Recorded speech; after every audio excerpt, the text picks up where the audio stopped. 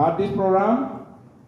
Especially we are all here because of we have very special guest with us.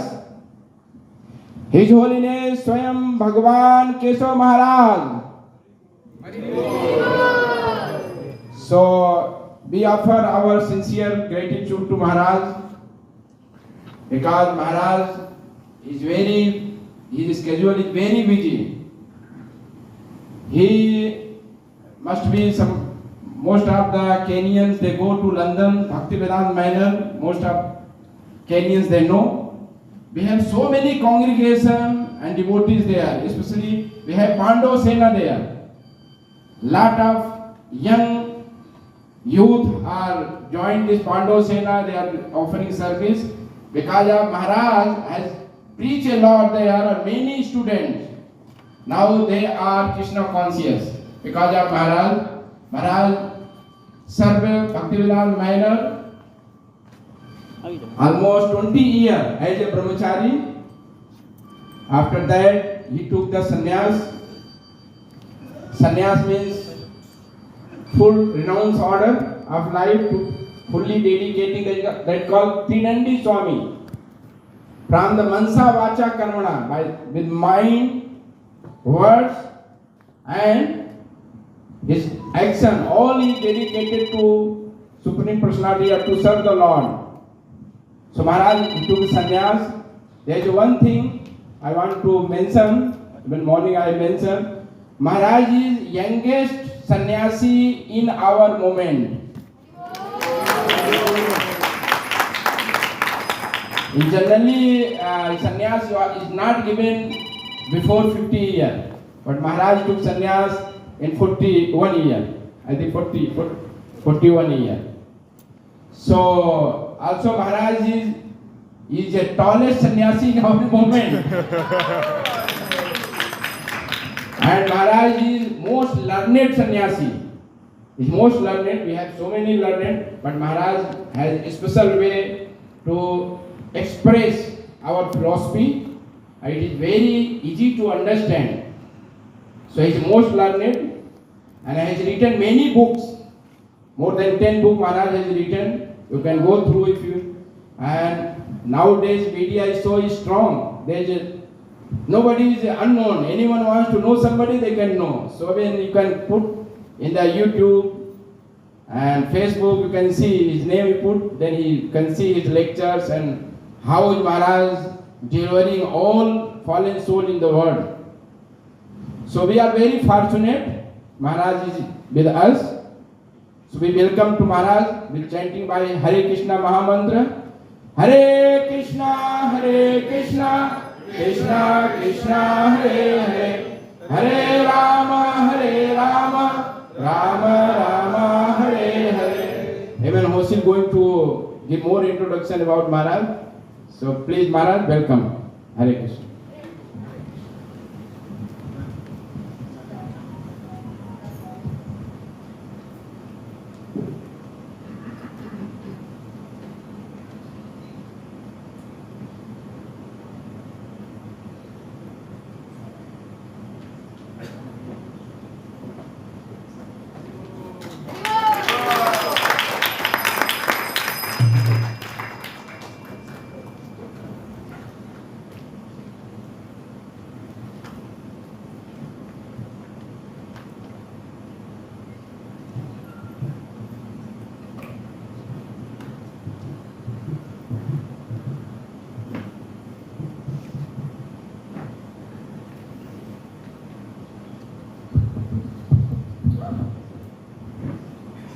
Hare Krishna.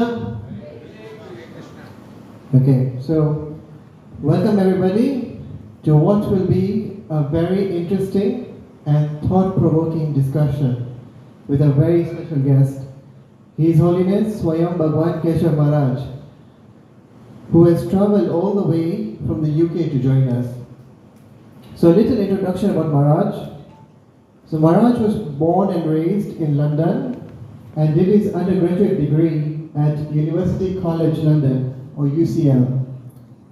After completing his undergraduate degree, Maharaj became a full-time monk, serving as a brahmachari at the Bhaktivedanta Manor in Watford. He also served as a head brahmachari at the Manor, and in 2022, Maharaj took the vows to enter the renounced order of life. Maharaj is an accomplished author, authoring at least 10 books, and has used his lifetime of scriptural studies to present ancient wisdom in a refreshing and practical way for modern times. Maharaj is like an ocean of timeless wisdom, and I'm certain that he will catch some drops from Maharaj's wisdom tonight. He is also a community builder and is pioneered projects for students all over the world, such as School of Bhakti and Think Gita. And so tonight's program will all be about questioning Maharaj. Questioning is a very beautiful action, as it is from questioning one can grow and understand. Question gives rise to the opportunity for our doubts to be cut by the penetrating clarity of knowledge.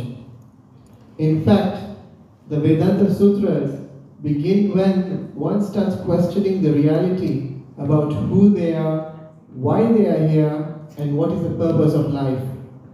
This is known as Atato Brahma Jignasa. But questions have to be meaningful. Many times we don't even ask the right questions.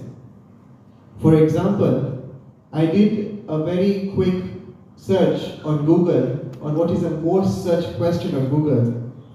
And the number one hit was what to watch tonight. In a world where Netflix and Prime Video dominate our lives, the one question is how to entertain yourself. So questions can be thoroughly transformative if they are the right questions, asked at the right time, asked to the right person, and in the right spirit.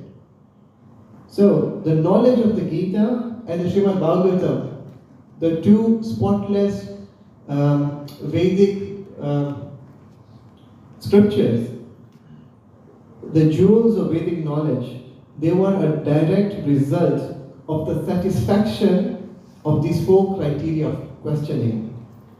For example, in the Bhagavad Gita, Arjuna asked the right question at the right time before the battle began, to the right person, to Lord Shri Krishna himself, and in the right spirit, in a submissive and a humble mood.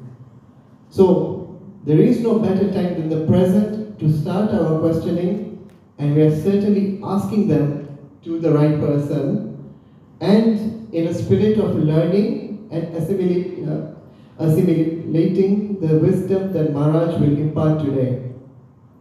We are going to start the program by letting Maharaj speak about his journey in spirituality, after which Maharaj and I will have a 3-round knockout, question and answer, surrounding the importance, need, and purpose of all things regarding spirituality. At the end of every round, the floor will open to the audience for a couple of questions each time. So please keep your questions of a general flavor and not too specific, so that we don't get sidetracked. So without further ado, let's hear from Maharaj himself. Hare Krishna. Can I get very loud? Hare Krishna. So we're very, very happy to be here with you. And yes, this is a very unique evening. We will be having questions and answers. Once I was doing an event and we said, tonight is all about questions and answers. And as soon as I said that, someone put their hand up. I said, wow, you have a question already? He said, yes. What time is Prashadam? I said, don't worry, relax. Prashadam will be there, so please just be with us for the next hour or so and try to hear and try to see whether any question comes in your mind, in your heart. I'm looking out at the audience here today and I'm seeing that there's a good percentage of you who have grown up with knowledge of the Vedic culture, so maybe you have some questions. There are maybe the younger generation who know something also. There are perhaps those who are new to Krishna consciousness, and you will have your questions. So please feel free. There's no judgment here, and please be open and free to ask whatever you feel would be useful. Yes, I come to you. I'm sitting in front of you, not as someone who knows everything. I am also a student. I'm on the journey. My mother came from Dar es Salaam, Tanzania, and my father's from India, but I grew up in London. And as I was growing up in London, when I was about 15, I began having many questions in my life.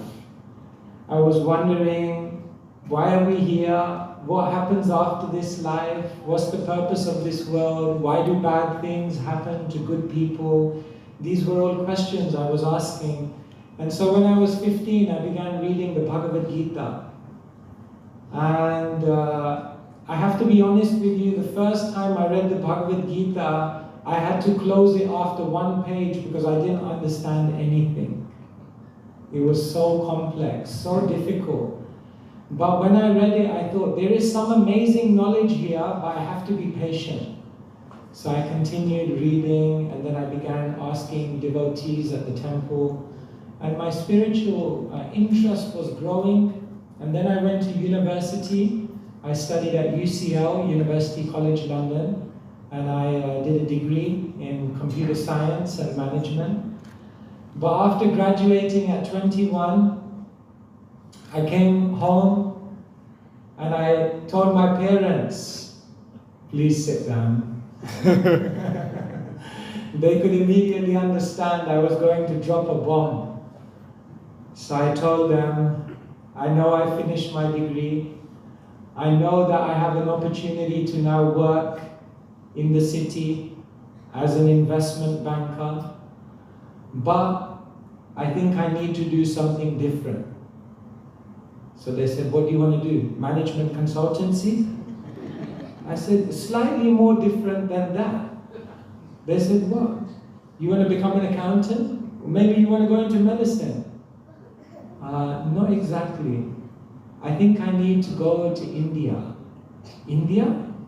Why do you want to go? No, is someone getting married? No one's getting married. I just want to go to India to find out more about spiritual wisdom. So you can imagine for Indian parents, it was difficult. But they allowed me, and I went when I was 21, and I lived in India for 6 months, and I was learning. And it was a very beautiful time for me.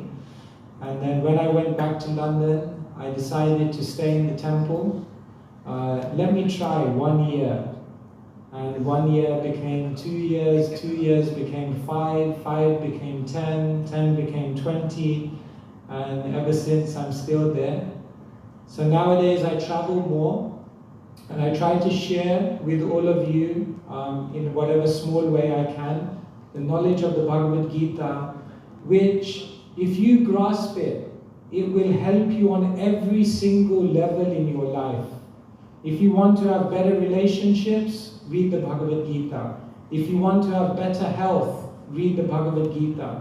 If you want to understand how to make good decisions in your life, read Bhagavad Gita. If you want to understand how to be a better parent, read Bhagavad Gita. And if you want to find true happiness, read Bhagavad Gita.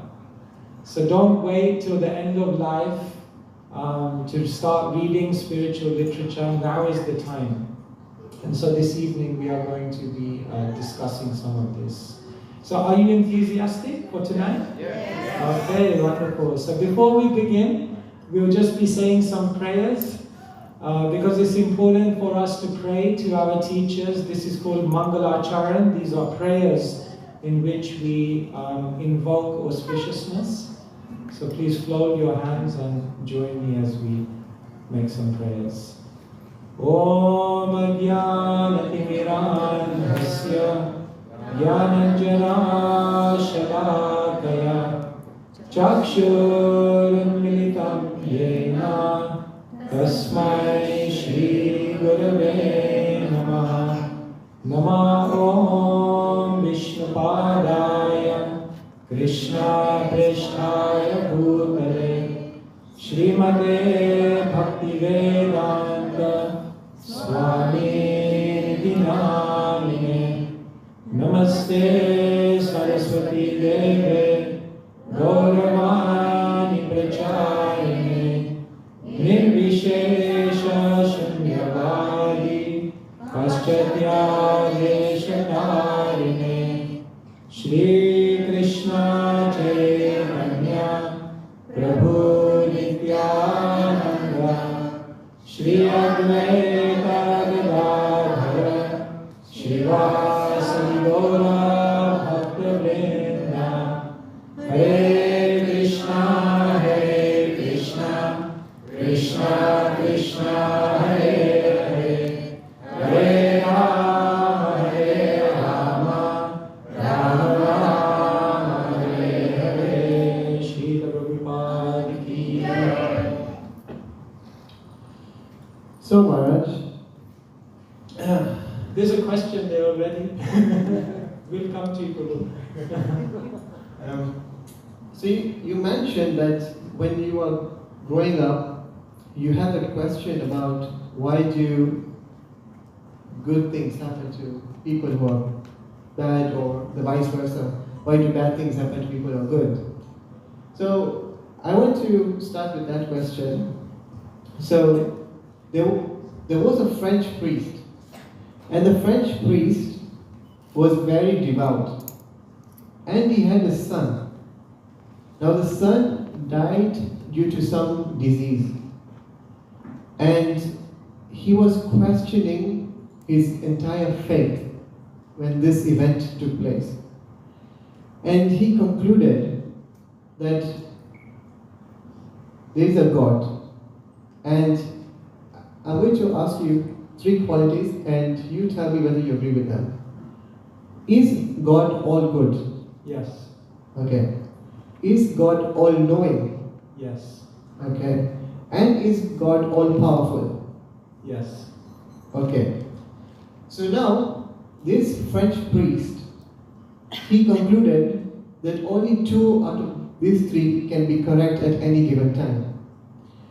If the Lord is all knowing, that he knew that his son was sick, and that he is all powerful, then he cannot be all good, because he knew that he could save the child, but he did not save the child. Similarly, if God is all good and all powerful, he can't be all knowing, because if he knew that the child is going to die, he would have saved the child. If God is all good and is all knowing, then he cannot be all powerful, because otherwise he would have the power to stop the child from dying. So my question again is, this French priest then turned into an atheist because he concluded that God cannot be all good, all knowing, and all powerful at the same time. So why do bad things happen to a good person like this French priest? Thank you so much. Yes. Put your hands up in the audience if you are parents. Okay, now you can put your hand down. Put your hand up again if, as parents, you have ever done something which has caused your child to sometimes become angry or cry, or sometimes you had to tell them off. Everyone. So clearly that means you don't love your children. Because you would only do things to make them happy, right? Why would you cause them difficulty? Why would you cause them to cry? Why would you cause them to feel some dissatisfaction in their life? That means you don't love them, is it? No, you love them. You love them, and because you love them, you know that a variety of experiences are required in their life in order to teach them the best way to live. And therefore, sometimes parents have to do the thankless task of also sometimes doing something with their children which they don't immediately like. Krishna explains in the Bhagavad Gita that there are 2 concepts which can help us to understand why there is suffering in this world. The first concept is known as karma, And the second concept is known as reincarnation. Why do we experience things in this world? Because these are reactions to actions that we've performed previously. But why should we have to get a reaction for the action? Because the reaction is educating us into a better way of living. So if you do something bad, then you get a bad reaction. And what that bad reaction does is it educates you that there is a better way to live. And vice versa, if you do something good, there is a good reaction which reinforces that way of acting. And in this way, Krishna explains that everything we're going through is not just random, it's not by chance. It's an experience that we're going through because we have to learn. Now, Krishna also explains that this life is not the only life, and therefore you may think, but a child dies immediately, but then how do they learn? What happens next? But what the ancient scriptures explain is that this life is a chapter of many. And because you're just trying to understand everything within one chapter, can you understand the whole story by reading one chapter? Every story has many chapters which have many different moods. So one chapter may be a difficult chapter, but there's another chapter, many chapters after that, in which happiness will come. So if we want to understand why there's suffering in this world, then we have to broaden our understanding to understand that we are spiritual beings on a journey through multiple lifetimes, and the difficulties that we go through are meant to help us understand a better way to live. Okay. But I have no recollection of previous life. I don't know what will happen after that. No one has seen what is going to happen after that. So how can you so confidently say that there is something known as reincarnation? How do we prove reincarnation? Yeah. Well, actually, you'll be surprised. There is actually a lot of scientific evidence for reincarnation. And I'll start to tell you some of them. First thing is that modern science agrees that every 7 years, every single body in your cell, every single cell in your body has changed.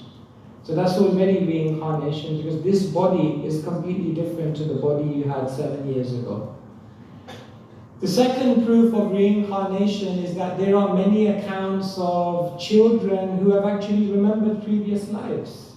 There is a Nobel laureate, his name is Ian Stevenson, and he has actually documented 5,000 cases where children in their very early age begin to recollect previous lives. So for example, a child in Africa may recollect, I was this person, I lived in Brazil, this was the name of my father, this is the place I lived, and this is how I died. And then what he does is he goes back in time and he sees whether such a person has existed. And he has documented 5,000 cases of positive corroboration. How is that possible? Because yes, there is indication that this life is just a chapter. So reincarnation is not just a religious belief. It's actually backed up by also scientific evidence if we look a little bit closer. Okay. I will have to check the facts for myself and cross-check that. Sure. Ian Stevenson. Ian Stevenson. Okay. All right. So, I hear that you mentioned the concept of karma, and somebody was explaining to me that karma means that every action has an equal and opposite reaction. So basically, Newton's third law. So does that mean that everything that we are experiencing right now is predestined? So does endeavor and having a go-getting attitude count for nothing? Because everything that's going to come to us is predestined. And is that why spiritualists like you seem to have given up on life by not chasing a better life for yourself? Okay, thank you. The ancient scriptures explain that life is an interplay of fate and free will. that there are certain things in our life which are predestined. For example, you can't change your mother or father. That's predestined. You can't change, for example, certain things. Some people are destined for wealth, other people are not. Some people can sing beautifully and other people, it doesn't matter how many singing lessons they have. You don't want to hear them sing. So therefore, there is a sense in which some aspects in our life are predetermined. This is karma. However, there is always free will, because all that karma does is it creates the stage. For example, 15 minutes ago, both of us stepped onto this stage. Now, once we're on this stage, we can't change any of this decoration. This is all set. But what we want to speak in the microphone, that's up to us now. So similarly, in life, although there are predestined karma that are meant to come to you, you always have free will. For example, it might be my karma that someone comes and attacks me. But then my free will is, how do I respond to that? I could fight them back, or I could run away, or I could call the police. And according to whichever act I do, that will create my future karma. So your karma is being constantly recreated. And therefore everything is not predestined. We always have free will. And therefore, your second question, are spiritual people unambitious? What do you think? Are spiritual people unambitious? Is it that material people have lots of ambitions and spiritual people don't? Well, let's think about Srila Prabhupada. If you think spiritual people are unambitious, look at his life. At the age of 69, he left India with 40 rupees. At the time when most people are retiring, he decided to go to America on board a ship. He traveled for 2 months. He had 2 heart attacks on the ship. He came off the ship. He said, I didn't even know whether I should turn left or right. But he said, I continued on because I had a mission to make the world a better place. In the next 12 years, Srila Prabhupada circled the globe 14 times. He opened 108 temples. He translated 60 books. He initiated 5,000 disciples. And he made Hare Krishna known in every single city in the world without the use of social media.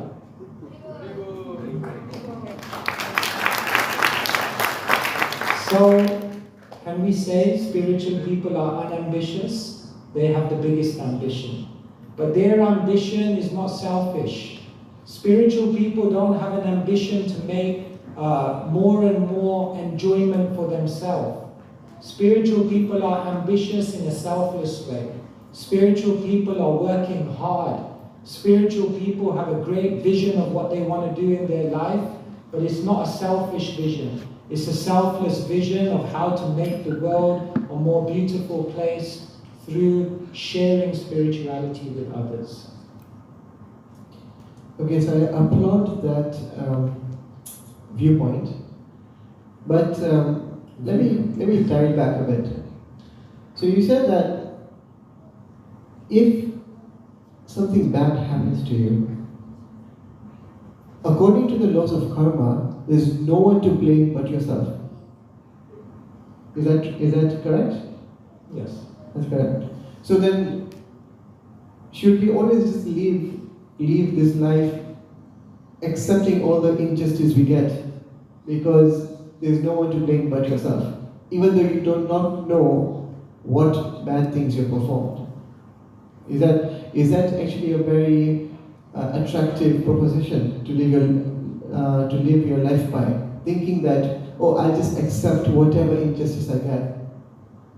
How can you live with that? Yes, thank you. Things will happen to us in our life. Every single thing that happens to you in your life has a lesson. Every single thing that happens in your life is meant to teach you something about yourself, about the world, about God. But your point is that we don't remember that activity that we did and the reaction we're getting, so how do we learn the lesson? Therefore, you have spiritual books. Therefore, you have spiritual people. Therefore, you have spiritual practice. Because these are the means by which you can decode your karma and understand what you're meant to learn from everything that's going on. Tomorrow, if you walk out of this room and tomorrow something happens to you that's very, very challenging, if someone is spiritually connected, then they will be able to go to spiritual books, spiritual people, spiritual practices, and they will be able to get an incredible lesson from that incident that has happened to them, which helps them to progress and become better in their life. So you can. You're not just supposed to accept what happens in your life. You're meant to learn from what happens in your life. But you can only learn from everything that's happening in your life if you have spiritual connection. Okay, so spiritual connection, as you said, can be facilitated by spiritual books and spiritual people. But there's so many times that it's these very spiritual people who try to exploit and create more, I would say, sadness in your life. They'll exploit you. So how do we know that we are actually getting the real spiritual knowledge from spiritual gurus? Has a doctor in this world ever made a mistake? Does that mean you're never going to go to a doctor ever again? Has a teacher at school ever made a mistake? Does that mean you're never going to go to a teacher at school again? Has a politician ever lied? Does that mean you're never going to vote for a politician again? We are living in a world in which people are making mistakes. And even sometimes spiritual people may make mistakes. Sometimes there may be gurus who profess to be something, but later on they are not shown to be what they actually are presenting to the world. But that doesn't mean that there are not genuine spiritual teachers. That doesn't mean that there aren't people who are significantly living this knowledge and practicing it on a very high level. But the first thing is that you have to understand what are the qualities of a teacher. And therefore we give people spiritual books. And in the spiritual books it will tell you, how does a teacher speak? What kind of qualities do they have in their character? How do they react to different circumstances? And then you will be able to understand who is a real teacher. And ultimately, we have to try. Put your hands up if you are married here. Did you do a criminal record check on the person you were marrying before you married them? Why not? You may have been marrying a serial killer. No, you had some faith. You had some trust. You were attracted to them and you thought, let us give it a try. Or maybe your parents arranged. But then you have faith in your parents. In this life, you cannot progress in anything unless you have faith. Agree? Without faith, what can you achieve? But this faith is not blind faith. So look for spiritualists who know the way, who go the way, and who can show the way. And those are the spiritualists that can also help you to know the way, go the way, and show the way. Okay, so you touched on the point of blind faith, right? But I believe that seeing is believing, right? So I believe in what I can perceive directly by my senses or indirectly by the use of instruments. So for example, I can perceive everyone in this room because I can see them. And I can also perceive, say, my sister who lives in the UK, and I can just video call her right now and I can perceive her on my phone. Right? So, since I have not perceived God through my senses, I can't believe in him. So how is it you can? Do you believe in love? Yes? Have you ever seen it? Yes? What does it look like? Well, in romance movies, you see like... No, but what does it look like? You said you want to see it. What does it look like? Is it red? Is it round? Is it big? Is it small? What does it look like? You've seen the effects of love. You've not seen love. Have you ever seen your mind? Through the monitors. What does it look like? What does your mind look like? I've not Is it seen my round? I've seen my brain. Is it square? Or what about your mind? So there are so many things we have not seen. And even if you say you see it through an instrument, that still requires faith. Have you ever been to Istanbul? No? Do you believe Istanbul exists? Yeah. Why? Because it's Turkish Airlines that goes from Mombasa to Istanbul. There's a direct flight from Mombasa to Istanbul. We can also give you a direct flight from here to Goloka Vrindavan.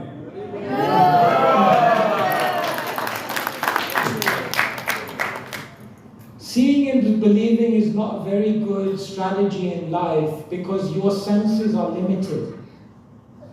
If you only lived in this world according to what you could see and therefore believe, even you don't live like that. Have you ever been on a flight? Yes. Did you check out the qualifications of the pilot before you got on the plane? No. So why did you believe then that he knows how to fly a plane? Because there is a body that is responsible. You've not seen it yourself, so you're believing in someone else then. Well, there you go. I'm usually a nice person. Sometimes I have to be strong. So therefore, no one follows that philosophy because faith is not opposed to knowledge. Faith is the foundation of knowledge. Okay, there are many hands here. Is that for prasadam or? Okay, can we give them a mic?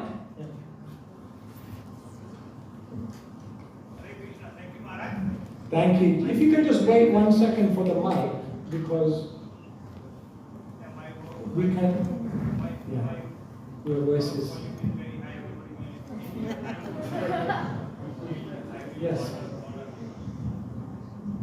Hare Krishna, thank you very much. Thank you. Regarding the question of first you mentioned about the prasad time, so I recall my couple of incidences during my preaching sessions since last more than 20 years. Now, the prasad, we ISKCON people, we are always honoring the prasad. Now, when I across the couple of people, there are three types of people. One person is having a greed to honor the prasad, to greed the thing, because it is available freely. Secondly, they are really honoring and respecting for the other also. And the third one, they are totally having allergy with prasad. Now regarding this, when I quote some verses, let us say Bhagavad Gita 3:13, Yajna, etc. Because we are sinful and therefore we are in a material world and we have to become free by honoring the prasad, by eating the prasad gradually. So, mainly questions regarding those who are having an allergy of the prasad. When I invite them for prasad, they say, no, we don't take. Why? Because temple has got the donation from many sinful peoples, and when we eat this one, we also be affected with those seeds. Hare Krishna. So the question is that some people don't want to take the prasadam here because they feel the money that was gained to cook the prasadam has come from questionable places. One thing they fail to understand is that Krishna is the most pure. And therefore anything that comes in contact with Krishna becomes purified. Om pavitra pavitro va sarvavastham gatoti va Yasmare Pundari Kaksham Sabhaya Dhantara Suchi. In this world, every endeavor is covered by some fault. Either the money is raised in unquestionable means, or we wear clothes in the kitchen that have been created through exploitation, or on the way to cooking, we step on some living entities. At every step, there is some imperfection in this world. But what we try to do is live in the most righteous way and dharmic way as possible. And then we understand that whatever is offered to God with sincerity immediately becomes purified. And therefore, no need to be allergic to prasadam. Prasadam is very wonderful, is pure, and even if sometimes there is some imperfection in the steps before, the moment it is offered to God, it becomes karma free. Hare Krishna. Thank you. Yes, next question. Yes, this gentleman looks familiar. I wanted to add on this question. Yes. Rather than experiencing, seeing, what about rationalizing? For example, the example you have given about a pilot. Yes. I don't need to see his degree, but I can rationalize it. Just don't let anybody enter the cockpit. I don't need to see Istanbul, but I can rationalize. Deduction. Yeah. What about if you use that method? Very good question. It's an amazing question. You are actually, well, what can I say? You are on the same page as Jiva Goswami. Because Jiva Goswami is a great philosopher, and he basically says there are three ways of acquiring knowledge. One is known as pratyaksha, which means that perceived by direct sense perception. He says the second way of perceiving knowledge is anuman, which means deduction, logic, rationale. And he says the third way of perceiving knowledge is shabda, or testimony, descending knowledge that comes from a higher source that you have faith in. Now you've admitted that pratyaksha is limited, but now your next question is anuman or deduction also limited? Yes. Even that is limited, because deduction is also based on sense perception. Because you're using your mind, and your mind is also a sense. It's the sixth sense. And therefore the mind is also limited, because the mind has only perceived a certain amount of things in this world. And therefore if you try to deduce things based on the mind, it's still limited. Because the mind can only explore within certain boundaries. So if you want to understand something beyond the mind and senses, then you have to go to a source outside of your own mind and senses. And that means shabda, accepting the testimony of someone who is beyond the mind and senses. And that gives you access to a knowledge which otherwise can't be reached by those who are trying the ascending process of knowledge. You understand? That's why even deduction is limited. Is that okay? Thank you. Okay. Sorry, Maharaj. I just had a question based on what your answer is. So you said that there is a branch of knowledge that is beyond your sense perception and beyond your mental capabilities. So you have to tap into something that is beyond these two things. But if one is a rational person and believes in his own mind that he can understand everything around him, then what's the difference between a fantasy, which could be something true, and spiritual knowledge, which is not bound by the mental capabilities that a person has? So how can we make that? So much, yes. So for example, I could become your guru and I could tell you that actually in reality there is a world where there are pink elephants with 3 eyes and they dance around in circles, and that would, how do you know whether that's true or not if you just have to accept me, right? So therefore, whatever the spiritual people tell you, you can then use pratyaksha and anuman to try to verify that. And you will actually begin to see corroboration by using your senses and your mind. So what we're saying in spiritual life is that it's not that you can't use your senses, it's not that you can't use your mind and intelligence, but that's not the starting point. The starting point is try to hear from a source beyond yourself, and then use your senses and your intelligence to see whether that corroborates with your experience of the world, and you will begin to see that actually there's a positive correlation. So when you become a spiritual person, it's not that you're supposed to use your intelligence.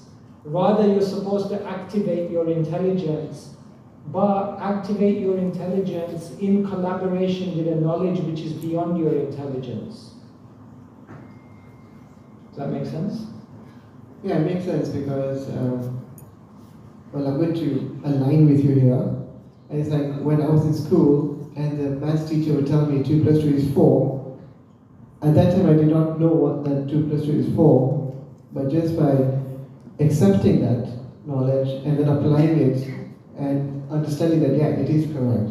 So I think that's what you're trying to say, right?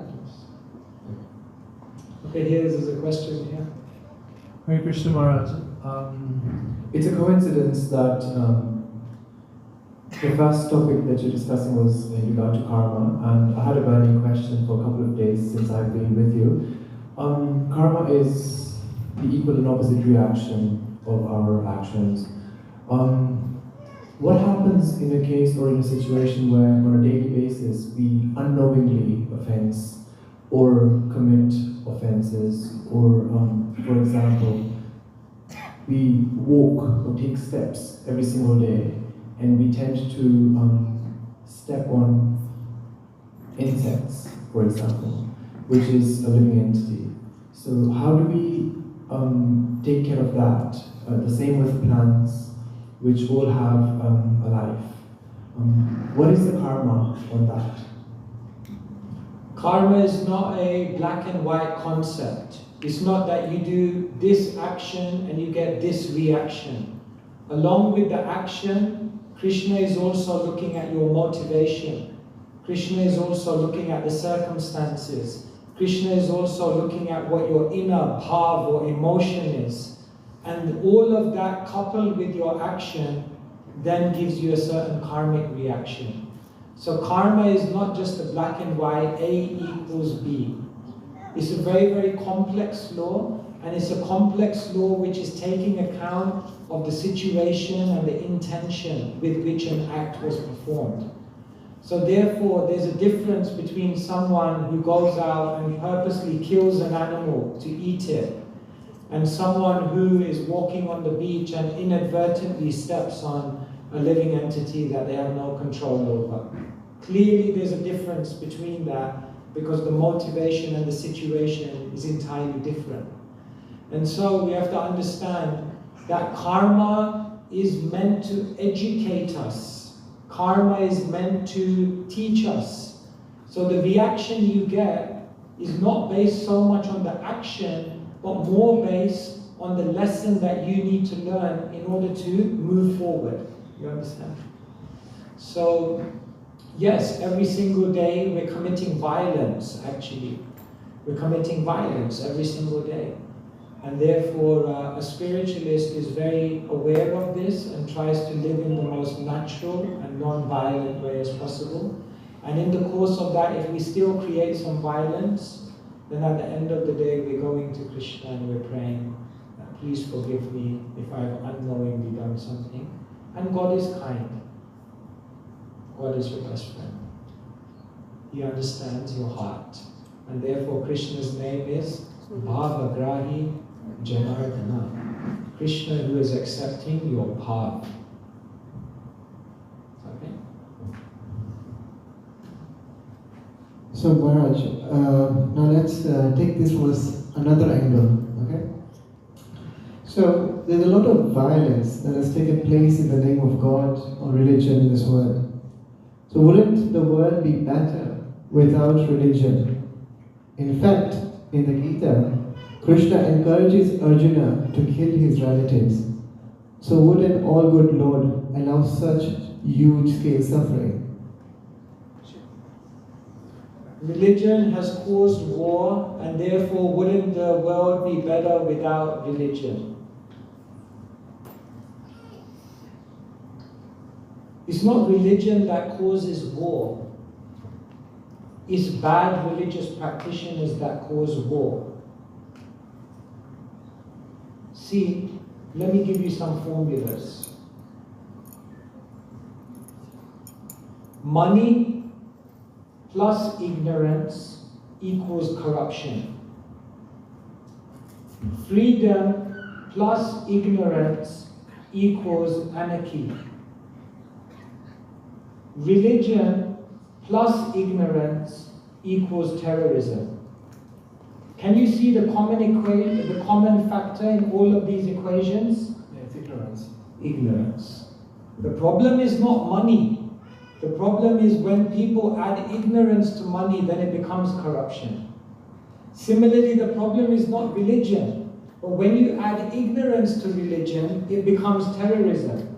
So a less intelligent person will take religion out of the equation, but you're still going to end up with the same problem because ignorance hasn't been removed. So today, if you take religion out of the world thinking that it's now going to solve all the problems, my friend, you're mistaken, because ignorance still exists. And if ignorance exists, people will fight over something else. Therefore, what you really need to do is remove ignorance from the equation. And when you do that, and religion is practiced purely, sincerely, for the purpose that it was originally intended for, religion comes from the Latin re-ligare. Re means again, ligare means to link. The purpose of religion is to connect with the divine. And when people actually use religion for that purpose, far from creating war, religion is the thing which will actually create peace in the world. Okay. So, okay, I agree with you there. And, so religion's purpose, you have quoted something which is very high for me to understand. So I would take it as this. And is religion's purpose to make people compassionate and good? Is religion's purpose to make a person more compassionate and good? Science improves things. Religion improves people. Okay. So if so, then there are many atheists who are also philanthropic and are doing so much good in this world. So then why is religion or spirituality even needed when there are good moral values that are also present in atheists? So there are good people who do things in the world who are atheists. So why do we need religion to create good in the world? Yes, there may be people who are atheists who do good things in the world, but the effect of their good activities is limited because their good activities and their good intentions don't factor in spiritual knowledge. For example, if I walk down the road and someone had dropped down and was having some kind of seizure, if I have never studied medicine, but I decide out of my good intention to try to help them, in helping them I might cause more harm. Because it's not enough to have good intentions, you also have to have good knowledge, good understanding. The passion to help others has to be combined with the compass of knowledge. Because when you add the compass to passion, then it becomes compassion. So compassion is not just the passion to help others, that's very good. but you also need to have the compass of knowledge to know how to help them. Therefore, if an atheist person tries to help someone, naturally they can do some good. But if they don't know deeply who that person is, what is the root of their suffering, what is the goal of life, why does this world even exist? If they don't have answers to these questions, how much can they really help someone?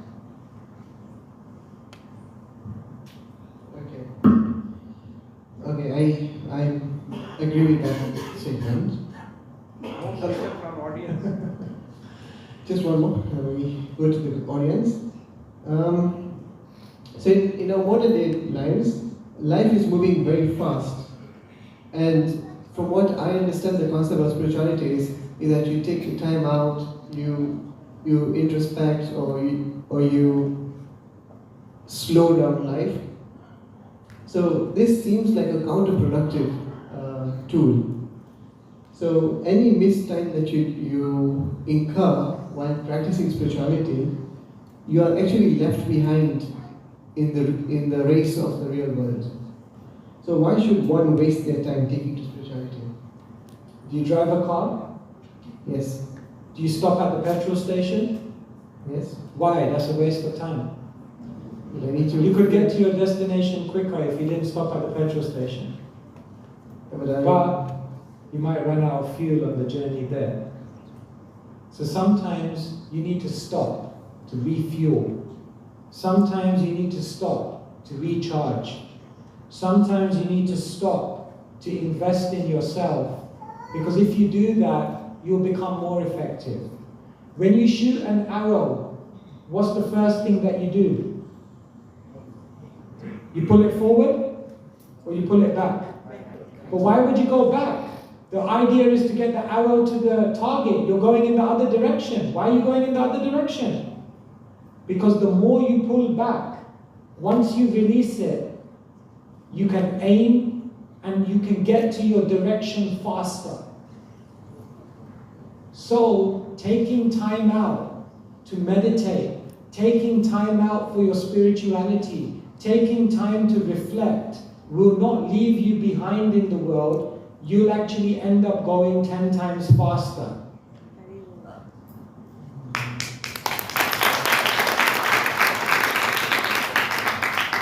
Okay, so we're going to have a few audience questions. If anyone has a question, please raise your hand and the microphone will come to you.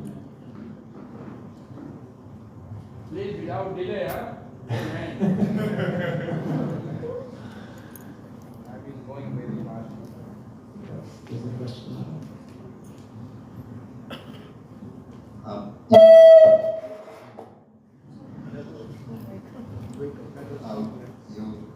You mentioned something about karma, or I've heard during my interaction with the community that when I get reborn again, I won't remember my past life. I like to think that my identity is tied to my memory, that if I start forgetting right now, I'll lose who I am. So, why should I care what the other guy will suffer in the next life if I won't remember my past? What's stopping me from just living my life fully? Because I want to remember it, the punishment which I'll receive the next life. I hope I'm clear. So once we leave this world, then we don't remember our previous identities. Neither other people remember their previous identities. So if we live in this world and we cause harm to others, why would it matter? Because later on they're going to forget, you're going to forget, and it doesn't really matter anymore. Yeah, it's like if somebody commits genocide, then he forgets everything. He literally forgets what's the point of punishing him. He can't remember. He may forget. Yeah. He may forget, but the divine doesn't forget. Uh-huh. And the point of punishing him is still there, because it means there's a need to refine that person's consciousness. And therefore the divine will send different experiences to that person in their next life so that they can understand that that's not the right way to live. So we may or may not remember our previous lives. That doesn't mean we can't receive lessons in this life from actions in a previous life that can help us to elevate our understanding. For example, like say for example, someone, sometimes they, as a child, they may put their hand in fire. Okay? But later on in their life, they don't remember the exact incident. But still, in their psychology, they're afraid of fire now. In other words, there are still things we can remember, or things we can learn from instances that we don't necessarily remember. So remembrance of something is not the only way of learning. There are other ways in which we are learning from previous lives, even though we don't remember those previous lives. Even though you may not remember the specific act which is causing a reaction now, that doesn't mean you can't learn from this reaction. For example, if someone, say for example, they lose their child. Now they don't know what caused them to lose their child. Does that mean they can't learn from that situation? They can still learn many lessons. That life is volatile, that the material world is full of suffering, that sometimes things can happen to us even when we try to control it in a completely different way. These are all lessons you can still learn from the situation. And so, even though we don't remember previous lives, we still have to be conscious and we can still learn from previous lives. Sorry. Oh, and what about my life? My life right now, I won't suffer those punishments. Somebody else, the next life will suffer it. So, will it be okay, is it sensible to not care what the other guy will suffer? Because I won't be there. You may care or not care that they suffer or not, but you should care because you're going to get a reaction for it. For example, right now, if somebody died, then he became me. Somebody died, then he became me. Became you? No, that doesn't work like that. Okay, somebody was me before he died. No, okay, how you are you. You are not. Everyone is an individual soul. So after this life, you are a soul in this body at this moment in time. When this term of existence comes to an end, you, the soul, okay? Remember, you're not a person who has a soul. You're a soul that currently has a body. You are the soul, okay? Remember this is an important point. So when you die, or when the body is no longer functional, you, the soul, move to another body and you accept that identity. Right? No one becomes you. You are you, the soul. And this body is finished. That body will never exist again. Make sense? Yeah.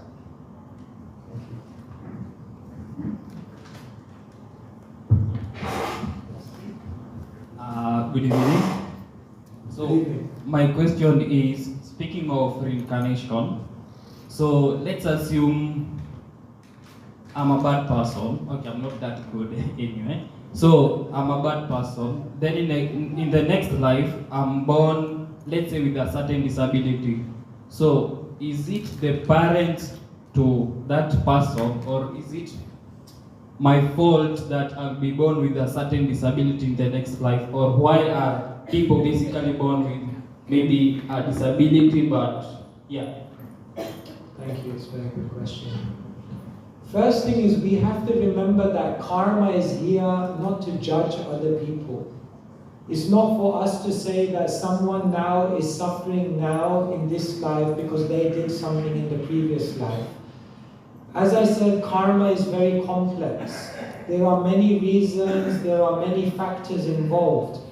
What we can definitely say is that whatever situation someone faces in this life, even if it's a very difficult situation, it's a situation in which there is an opportunity to learn something that will help them to progress on their journey.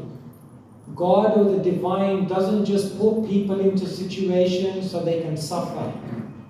God or the divine puts people into situations so that they can learn. So it's not for us to judge that a disabled person is disabled because they did something terrible in their previous life. That's not for us to judge, because we don't know all of the factors which led to that. But we can definitely say that whatever situation we face ourselves in now, there's something that we can learn from that situation and use in order to become a happier and more spiritual person. Does that kind of answer? Is there a question? I think some questions here.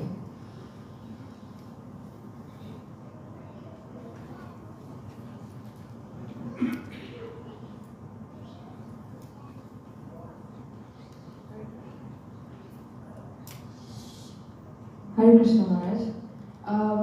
I find that religion brings about fear in the believers.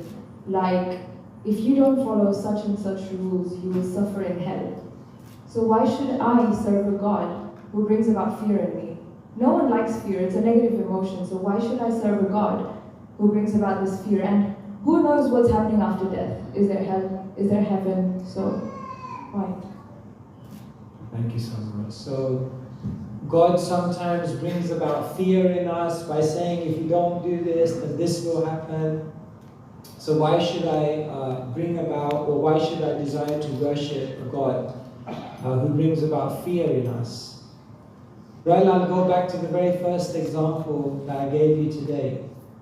Don't parents even sometimes put fear into their children? If you don't do this, do you know what may happen to you in the future?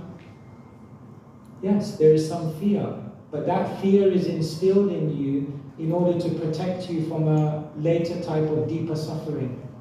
So that fear is also a sign of compassion. However, all of you are nice parents, and you don't bring up your children just by fear, isn't it? That's just one ingredient. But most of the time you're bringing up your children by love.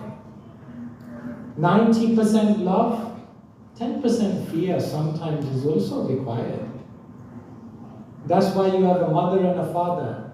Generally the mother gives the love and the father gives a little bit of fear. Is it?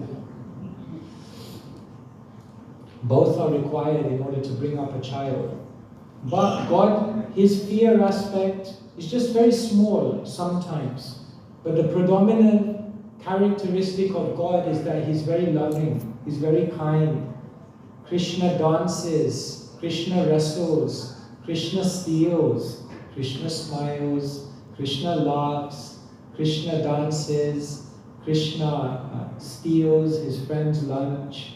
Krishna is very nice, he's very charming, he's very kind, and you can have a loving relationship with him. Krishna is your best friend.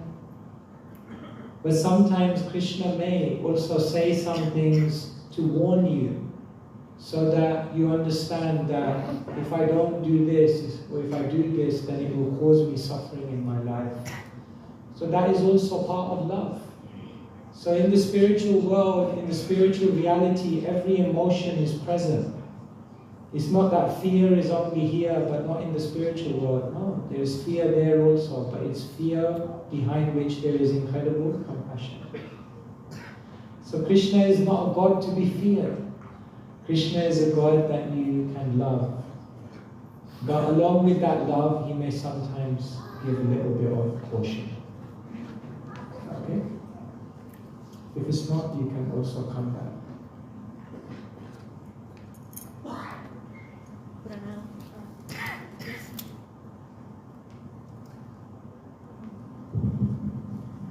Pranam Maharaj, Hare Krishna. Hare Krishna.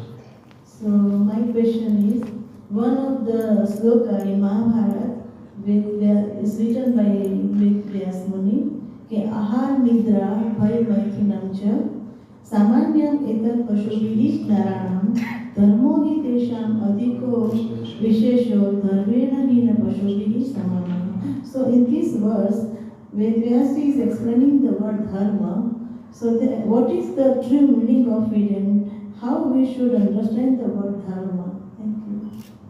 Thank you so much. Dharma basically means your purpose. Sometimes people translate dharma as religion. Sometimes people translate dharma as duty. Sometimes people translate dharma as ethics. But actually dharma comes from the Sanskrit root dri, which means to sustain. So dharma actually means your purpose. Understanding what is your purpose. Why do you exist? So Krishna basically says, we have two dharmas. We have a Swadharma and we have a Sanatana Dharma. In this world we have two purposes. The first purpose is we have Swadharma. We live in a family, we live in a society, we live in this body. And with that comes many, many purposes that we have to fulfill in this world. Some of you are mothers, some are fathers, some are teachers, some do some kind of different activities in this world. That's one aspect of your dharma. But the other aspect of your dharma is Sanatana Dharma, which means your purpose as a spiritual being. And your purpose as a spiritual being is at the end of this life, we have to come out of this material world and go back to our true home. So most people in this world, they only do their Swadharma. They only fulfill their purpose in this life. But that is not complete fulfillment of Dharma, because ultimately, if you don't do your Sanatana Dharma, you'll have to come back to this world with all the difficulties in this world. And therefore, this verse of the Mahabharata is saying, Dharmo hitesho adike vishesho dharmena hina pashubhi samanaha. What is the difference between an animal and a human being? An animal eats, isn't it? And a human being eats. Ahara. Nidra, an animal sleeps, and a human sleeps. Bhaya, an animal has some fear or defends itself, and a human also has fear and it defends himself. Maituna, an animal engages in mating, and a human also engages in mating. So what's the difference? If a human just uses their intelligence to eat, sleep, mate and defend, but do it in a more complicated way, that doesn't make them a human. Dharmena hina pashubhi samanaha. If a human doesn't pursue dharma, then basically they're an animal. But is that strong? Srila Prabhupada said they're a two-legged animal. Are you calling me an animal? But that's what you're doing. An animal eats on the street, and you eat in a very complicated restaurant. An animal mates on the street, and you do it in a 5-star hotel. An animal defends itself with its claws, and you do it through nuclear weapons. An animal sleeps in an alleyway, and you sleep on a 5-star bed. Does that make you a human? No. You're basically doing the activities of an animal in a more polished way. Your intelligence is meant to be used for something more than that. You see, if I had an iPhone here, right, just imagine I have an iPhone in my hand. Can I use an iPhone as a door stopper? Can I? Will it work? Yeah? I can put an iPhone under the door to make sure the door doesn't close, and it will work. And if I do that, what will you think about me? You will think, Bhagavan, absolutely mad. You have an iPhone, it may work as a door stopper, but there's 10 million better things you can do with an iPhone than using it as a door stopper. The human body is like that. Are you going to use it just to eat, sleep, mate and defend? Or are you going to use your human body and intelligence to understand Dharma? What is my purpose? Who am I? Why am I here? What happens after death? Who is God? And what is my relationship with Him? These 5 questions we must all be able to answer. Otherwise, dhanme nahi na pashubhi samanaha. It's just animal life. So therefore, this verse from the Mahabharata is very important. Thank you so much. I don't know how much time we have left. Maharaj, Hare Krishna. Just to add on that point, if Dharma translates to duty, what is religion? Isn't Dharma religion? Yes, these terms are overlapping. Duty, religion, purpose, these are all kind of similar concepts. So yes, it's your duty, it's your purpose. You can say it's your religion. So these are not separate things. These are all interconnected concepts. Hare Krishna. But Maharaj, religion can be varied, but Dharma cannot be varied. It is permanent. You see, when we use words like religion, you can see them in different contexts. So yes, Dharma actually you can say goes beyond religion. Because purpose is like if someone says, I'm a Christian, therefore 2 + 2 = 5. But if you're a Hindu, 2 + 2 = 4. And if you're an atheist, 2 + 2 = 3. No. It doesn't matter whether you're Hindu, Christian, atheist, whoever you are, 2 + 2 is 4. It doesn't matter on your faith. So similarly, Dharma means the purpose of the living entity. Whether you're Hindu, Muslim, Christian, whatever profession you have or whatever you profess to be, Dharma means purpose. And it goes beyond sectarian religious faith. And therefore, actually what we're teaching here in the Hare Krishna temple is not actually religion. We are teaching actually Dharma. We are teaching purpose. And that goes beyond sectarian boundaries. So it doesn't matter whether you're Indian, English, African, European, it doesn't matter whether you're rich or poor, whether you're man or woman, young or old, it goes beyond, this is the essence of life. So yes, thank you. Yes, question here.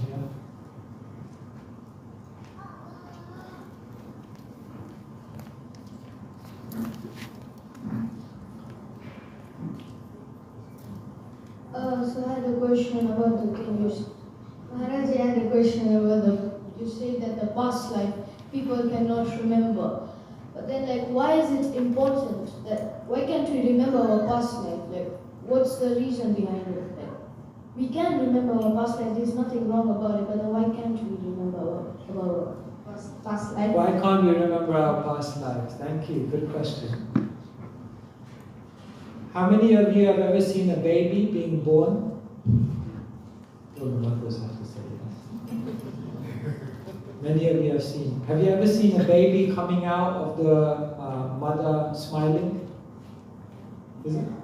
Is it? Baby is always? Crying. According to nature's arrangement, it's said that when a baby is born, there's a traumatic situation. The baby is crying. And it's said that when the soul comes out of the mother's womb, the baby is crying and the trauma of that situation resets the memory. So generally 99.99% of the time, we can't remember our previous life. Maybe 1 or 2 maybe, but most can't. So your question is, why can't we remember our previous life? Because if you remembered your previous life, you would not be able to live in this identity. It would be too traumatic. It would be too disturbing. If you remembered, for example, how you died in the last life, if you had a memory of that, you wouldn't be able to cope with it. It would be too much. Even we see in this life, when people go through something in their childhood which is very, very difficult, it scars them for the rest of their life. So imagine now if you can remember all of your previous lives and the things that people done to you, you wouldn't be able to live in this identity. And therefore Krishna gives you an opportunity to forget everything so that you can live out this identity and live out your desires. So Krishna arranges it like that, to fulfill your desires. Okay? Yes, you're at the back. Hare Krishna. Hare Krishna. Jai Jinendra. I have got two questions. One is, the younger generation nowadays, they somehow sway away from the religion. They believe that if I'm a good human being, it's good enough. Number two, what is the difference between religion and spirituality? Thank you so much. Thank you. So first question is, the younger generation are tending to move away from religion. Yes, that's a fact. But why is that? Because maybe the generation before them have not inspired them sufficiently to take it up. The kids of this age, if you tell them, just do it because my father did it, and because their father did it, and because we've been doing it for generations, they won't do it. They want to know why they're doing it. Why? Why are we having so many questions here today? In order to give you the why behind what you're doing. If you just say, do it because it's tradition, nowadays kids won't do it.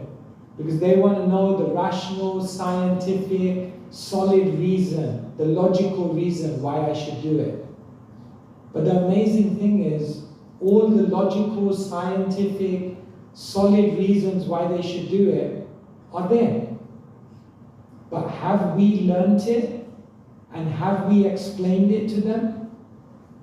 If we haven't done that, then we can't look at them and say, oh, they're turning away from religion. We have to see that is my failure.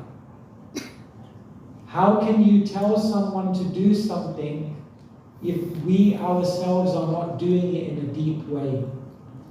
Once they came to Gandhi, one mother, and she said, tell my child not to eat so many sweets. So Gandhi said, come back in 2 weeks. So she came back in 2 weeks, and he told the child, don't eat too many sweets. So she said, why didn't you just say that 2 weeks ago? He said, because 2 weeks ago I was also eating too many sweets. Are we? Sometimes people come to our temple and we have children's programs. So the parents come, they drop off the kids, and then they go to the cinema to watch a Bollywood movie. And then they come back to pick them up. No, we want to also teach you. No, that's okay, I'm fine. But they should know. I don't know. No, they don't know. So therefore, we must inspire people. We must tell them how if you follow religion, you'll become successful, your relationships will improve, you'll find more well-being in your life, you'll be able to achieve more, and basically your whole life will become more beautiful. But we have to be able to explain that, and that's the challenge. And therefore we're doing these events to try to help give the substance behind religion. So yes, and then you ask, what's the difference between religion and spirituality? Actually, it's basically this. Religion in the world today has become basically rituals. Just do it. I have no idea why I'm doing it. I have no idea what the meaning of it is. If someone asks me any question about it, I'm going to run away 5 miles because I have no answer, but I still do it because it's in tradition. But spirituality means when you put the spirit into the ritual, then it becomes spiritual. But if you take the spirit out of the ritual and you just do it mechanically, then it's just a ritual, then it's just religion. So that won't help. Therefore, we have a huge responsibility to present spirituality to the next generation in the most logical, scientific, and inspiring way as possible, to show them that this is just the best way to live. That's the challenge. Should you accept it? Yes. Maharaj, you did explain the first question of mine on the second question. So that's what Please take the mic just for the camera. Maharaj, thank you very much. Yes, definitely you answered my first question in the second question immediately. So, from our perspective in Mombasa and the young community or the young youth members, especially I'm talking of from the age of 18 to 40, they feel no need to go to a temple to do the rituals. They say, we good human beings, we do whatever we can for the benefit of people around us, to the general society. That's what they think. Yes. They find to really do the rituals, like you say, to run 5 miles away. If you ask why are you doing this and why are you doing this? Yes. Because nobody has an answer to that. Yeah. And this, I'm talking in general to different religions, not only Hinduism, but other religions.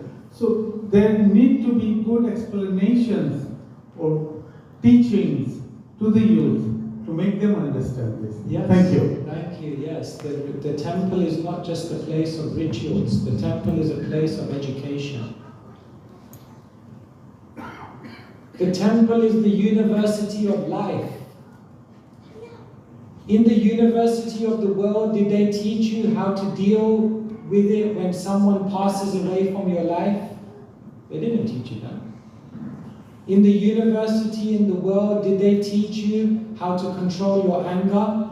They didn't teach you that. In the university, when I went to UCL, did they teach me how to be tolerant and kind and compassionate? They didn't teach me that. Did they teach me how, if some unexpected health crisis comes in my life, how I can maintain equanimity of consciousness? All of those things are meant to be taught here, because this is not just a temple of rituals, this is a university of life. But in order for this to be a university of life, we need professors of life. And professors of life means people who have studied this spiritual knowledge.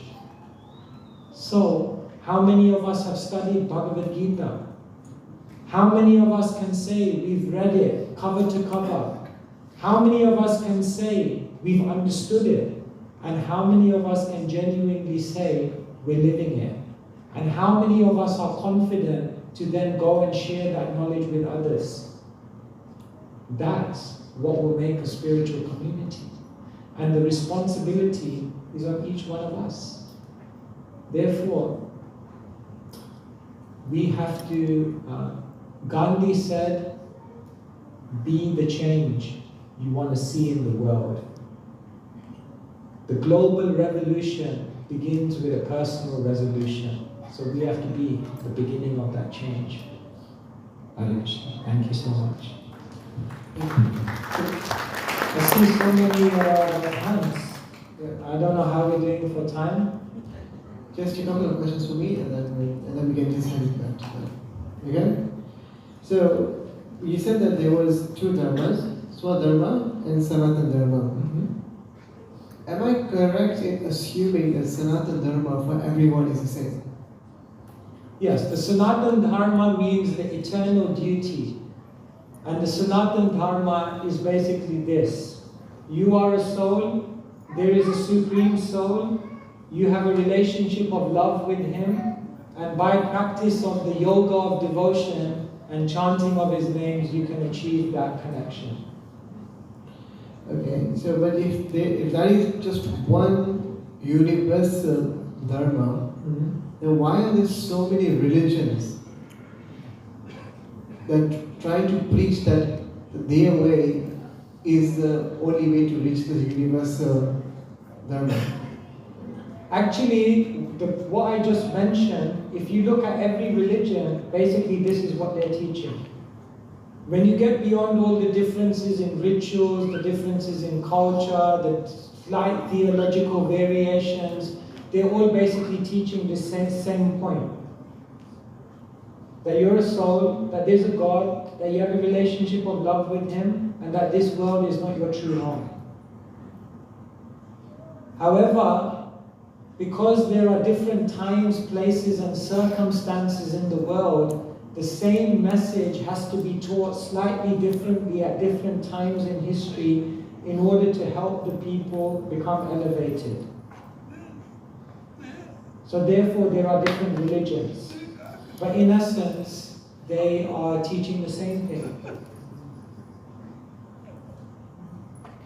So is there one which is, as you said, that there are, all these religions have been brought about in different time, place, circumstance. But is there one religion which transcends, which is timeless, which is not subjected to different time, place, and circumstance? Yes, that is Sanatana Dharma, that is what we're talking about. The ultimate religion is the religion of love. So therefore, the most advanced religion, all religions can give you benefit, all religions can give you advancement. But within that unity of religion, there is also diversity. Different religions are giving you different levels of detail and different levels of intimacy in your connection with God. And therefore, I'm sitting here telling you that all the religions are the same, ultimately. But then, I'm not a practicing Christian. I'm not a practicing Muslim. I'm sitting here in front of you as a practicing Hare Krishna. So then you may ask me the question, if you're saying that all the religions are same, why did you become a Hare Krishna and not a Christian? That doesn't mean I don't believe that Christians are getting closer to God. But from my study of theology, from my study of the world traditions, the conclusion that I came to is that the Vedic teachings, the Bhagavad Gita's teachings, are the most advanced, the most universal, the most effective, and the most powerful means of spiritual connection that transcend time, place, circumstance, and any other sectarian boundary. And therefore I decided to dedicate my life to trying to live in this and to try to live this and share this. But I invite all of you to go on that journey yourself and discover it for yourself, because you don't have to take my word for it. You don't have to accept it because I'm sitting here in front of you telling you. But you all have to explore and find that for yourself. And okay, so you think that you found that the Bhagavad Gita is the most elevated out of all the other theological texts that you've encountered. But there's so many versions of the Gita, so what makes the one that you follow better than the ones that are already there by different commentators?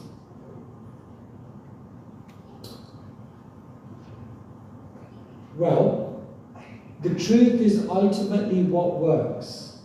Phalena parijyate. You judge a tree by the fruits. So why is my conviction that the Bhagavad Gita that I'm reading, why is my conviction so strong that that's the most authentic and powerful version of the Gita? Because I read many versions of the Gita, but when I read Srila Prabhupada's version of the Gita, then I found that that had and was able to create the most amount of transformation within me. And therefore that gave me the faith that this is the real thing, because the truth works.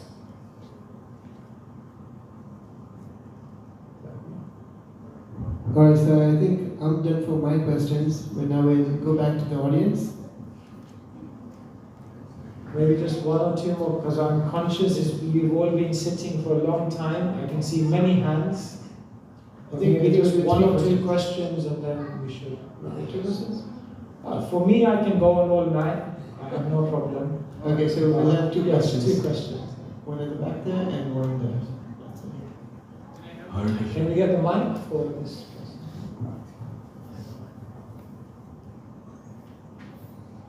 Is there a mobile mic? Oh, you have a question first? Okay, so we'll go here. We'll come to you in a second, yeah? Okay, yes. Hare Krishna Maharaj. I had a question, and this is based off a conversation I had the other day, and also a realization that I kind of had over time. So in different religions, we've been talking about individuality and spirituality and the individual soul and how the material affects us and how we are all striving to get to know the spiritual side of life, and attain ultimately connection back to Godhead. So I have a question. So we're living a material life and we're born into this world. So does the spiritual realm also have an effect on us? Because you'd find that, let's say in Islam sometimes and in Christianity, sometimes we tend to say that, the devil is, or the demons that are affecting us. So this person is possessed, so that's why he's acting this way. Or he is possessed by some demon or something, and that's why he is who he is, and he's not okay, so we need to pray for him and basically exercise him. So does the spiritual realm have an effect on our or are there energies which are affecting us outside of ourselves? And the second to that is, does it also affect our karma? If indeed that the demons do affect our lives, does it also affect our karma? Because it is our lives that there. Thank you so much. Very good question. Yes, there are influences in the world around us. Who can deny that? As soon as you walk down the street, you're being influenced by different things, by different people, by different environments. There are also more subtle influences. Yes, there can be subtle influences as well. So definitely there is a sense in which we are not, we are being influenced at every moment. However, we have the power to elevate our consciousness and make decisions in our life which will protect us from that influence. We are not disempowered. There's no influence that can forcibly place itself on us unless we allow it to happen. Right? Because the free will of the soul is always greater than any influence external to it. And so, yes, there are influences. There are, Krishna in the Bhagavad Gita explains, there are three modes of material nature: sattva, rajas, and tamas, goodness, passion, and ignorance. This is influencing us. There are other people around us in the world. They are influencing us. There are subtle entities in the world. They are influencing us. There is maya or illusion. That is influencing us. Then there's this whole Kali Yuga that we're living in. That is also influencing us. However, the more we become connected to our spiritual identity, we become less and less influenced by the world. And rather than being influenced by the world, we rather influence the world. And that's the art of spirituality. One person is being influenced and another person is becoming an influencer. But that all depends on the strength of your spirituality. But if your spirituality is weak, then you will be influenced by so many things. You see? Have you noticed when people go and pick up a cigarette packet? 30 years ago, you might think, how do you know this? You're supposed to be a sannyasi.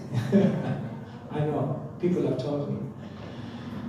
30 years ago on a cigarette packet, they used to write, smoking may damage your health.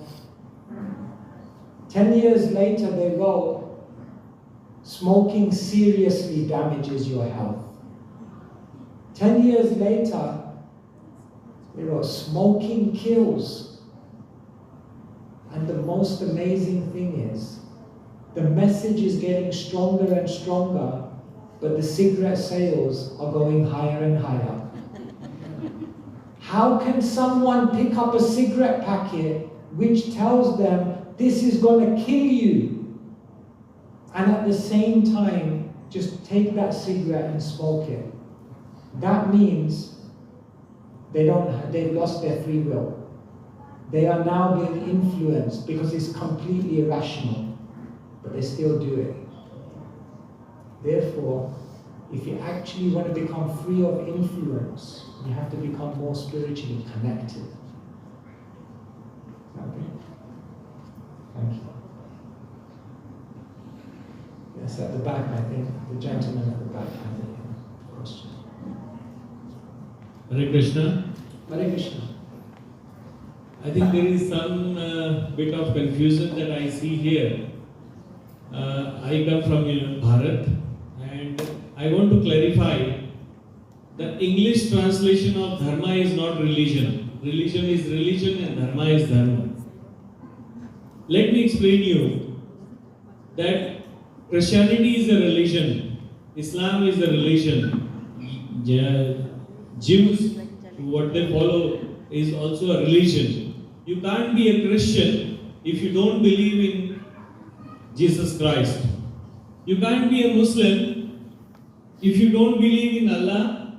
If you believe in Allah but if you don't believe in Muhammad, you can't be a Muslim. This kind of restriction is not there in Dharma. Sanatan Dharma is one which has no beginning and no end. If you look at any religion, it has been started by somebody. Christianity by Jesus, Islam by Mr. Muhammad, Mr. whatever, right? Sanatan Dharma there has not been. And please understand, Sanatan Dharma allows me to say Aham Brahmasmi, Main hi Brahmo, I am the God. It also tells me that Tattvamasi, आप भी भगवान हैं, आप भी ब्रह्म हैं. Or it allows you, Dharma says that Atma and Paramatma, the unification of the two should be the purpose of life. Again, some lady was mentioning that why should we fear Krishna or our God or our Bhagwan? Of course, we should not be fearing our Bhagwan. We respect him. We just know that Dharma, Dharyati iti Dharma. The one you dharan, what you dharan जिसे हम करते हैं वही धर्म है. और आप किसे धारण करते हैं अपने. You understand a bit of Hindi? I understand what you're saying. What is your question exactly? No, my question is that when you say that all religion are same, please don't put Sanatan Dharma in the religious category of others, because the belief that I have, it says that every living being is the same. Okay, thank you. I already gave you the definition of religion. The English word religion comes from the Latin re-ligare. Re means again. Ligare means to link. Yoga comes from the Sanskrit yuj. You know what yuj means? To link. So therefore yoga and religion in their essence are the same thing. When we use these words, we're using them in different ways. The essence of life is to learn to love God. If someone can love God as a Christian, we respect that. If someone can learn to love God as a Muslim, we respect that. It's not for us to sit here and say one religion is higher than another.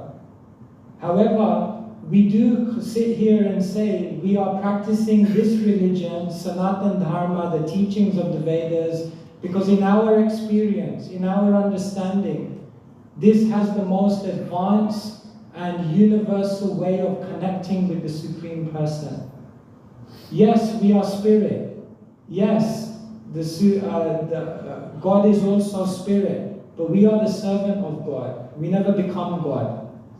And therefore, just to clarify on your point, Krishna explains in the Bhagavad Gita, Natvevaham jadunasham natvam ne me janadipa nacheva na bhavishyama sarvevaya mataparam. Never was there a time when I did not exist, nor you, nor all these kings, nor in the future shall any of us cease to be. So therefore, just to clarify, because I had a sense that you may not be clear on that point, we are spirit souls, individual, and we always remain individual. We never become God. It's not that I am God, you are God, everyone is God, God is one. No. Krishna says, I am Bhagavan. Aham sarvasya prabhavo mata sarvam pravartate iti matva bhajante mam purava samanvita. Krishna says, Aham, from me, Sarvasya Prabhavo, everything comes. So we are Nitya Krishna Das, the eternal servants of God. Krishna wants to have a loving relationship with us, and we don't want to commit spiritual suicide by trying to make everything one. No, that is not the teaching of Bhagavad Gita. So the teaching of Bhagavad Gita is that we have the opportunity to develop a relationship of love, and whether you want to call it religion, whether you want to call it yoga, whether you want to call it dharma, that's up to you, because all these terms people use in different ways. The essence of it is develop your relationship of love by serving God, and if you do that, your life is perfect.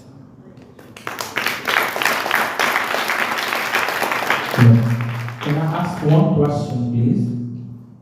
Yes, Here. I can't see who's speaking. Yeah, Can you it's stand here, up? on the corner. Oh, okay, yeah, you're hiding there. So basically my question is, what is the link between karma and forgiveness?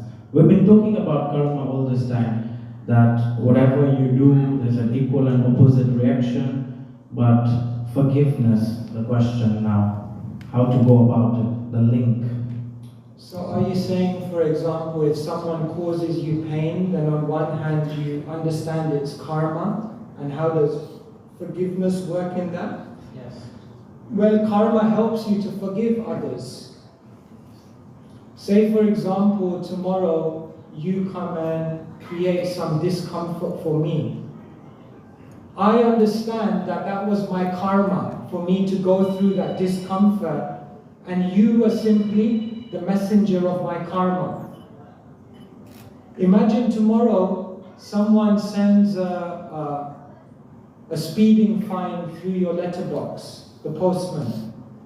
You're not going to open the door and start running down the road chasing the postman saying, why did you give me a speeding fine? No, he's just the postman. So therefore, when we understand karma, that everything we're going through for a reason, then we understand that other people are simply the messengers of my karma. And therefore, when we see that other people are the messengers of my karma, then we're able to look at them and realize that they are not the cause of my suffering actually.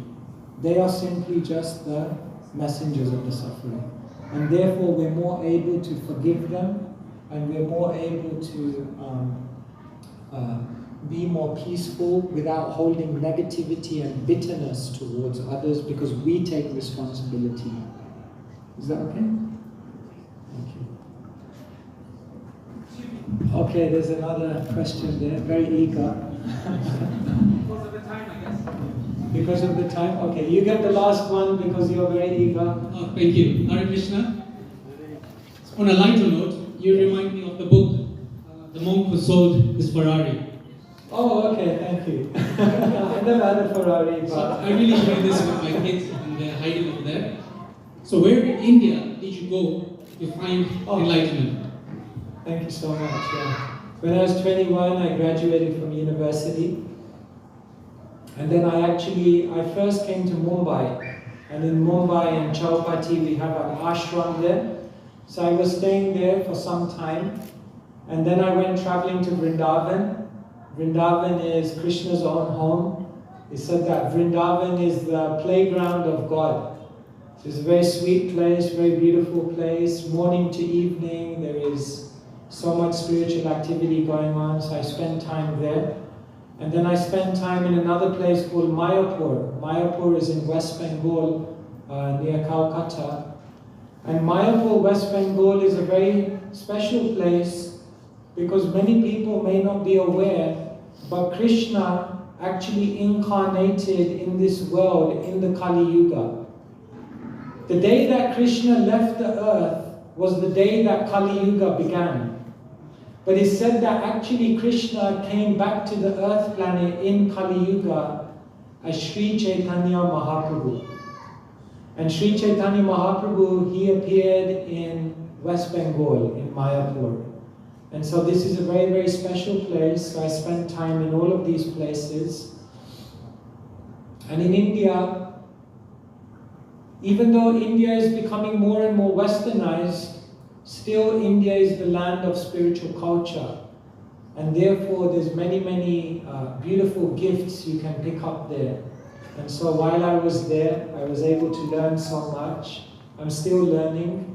And as I said, I don't come in front of you claiming that I'm perfect, that I'm pure, that I know everything. I'm simply trying to share what I've heard from my teachers. And in this way, it was a very beautiful beginning to be in India. But then eventually I went back to London, and London is now my base. But we're constantly traveling, moving from place to place. Every day, every week, a different country. Every month, a different continent. And in this way, they say in English, a rolling stone gathers no moss. So we try to keep moving, stay unattached, and in whatever small way we can, we try to share spiritual knowledge. So I want to thank all of you for coming this evening, for being so patient, for listening. I think we had a good time tonight, did we? Yes. So thank you so much. This is really the purpose.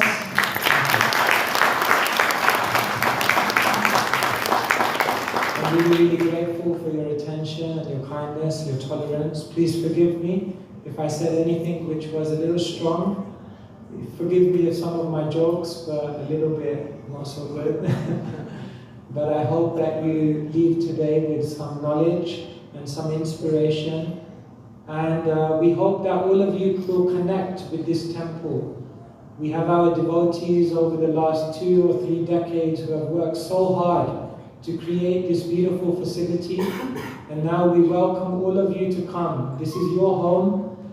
You please come and you please be part of the community so that together we can share spiritual knowledge and really make the world a better place. Hare Krishna, Krishna Krishna, Hare Hare, Hare Ram, Ram Ram, Hare Hare. Thank you very much. Hare Krishna. Hare Krishna. So I'm very grateful to all audience. They are very patiently they are listening. So I don't want to take time too much to break your patience. Already time is gone. So I'm very grateful to all of you. You have come in big number and you attend this. And also Maharaj, I'm very grateful to Maharaj.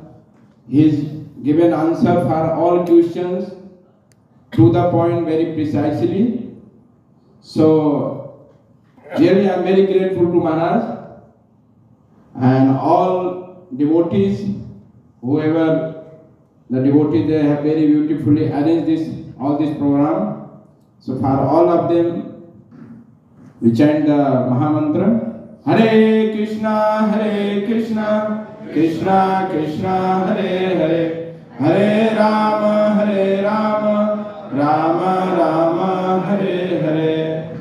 So by this session, we learn a lot. So we try to implement in our life. And here, like Maharaj is saying, very beautiful center is here, and we have everyday program. Morning we have Srimad Bhagavatam class, evening we have Bhagavad Gita class, Saturday here we have very special class for everyone, for the ladies, for the children, for the youth, for the all of you. We have every Saturday program here, and Sunday we have in Ganjoni. We have program for the students in Hare Krishna Community Center, just opposite the Ganjoni temple. So we have all this. So we are very fortunate to have all this facility to use and learn and make your life successful. Hare Krishna. So we have prasad for everyone. Sorry for delay, but also this we have got this time because Maharaj has come here long way to come, has given a lot of time to come here. So we also, this is our duty to give him time. Hare Krishna. Just quickly, a word of thanks. So we'd like to thank His Grace Anandas for his guidance.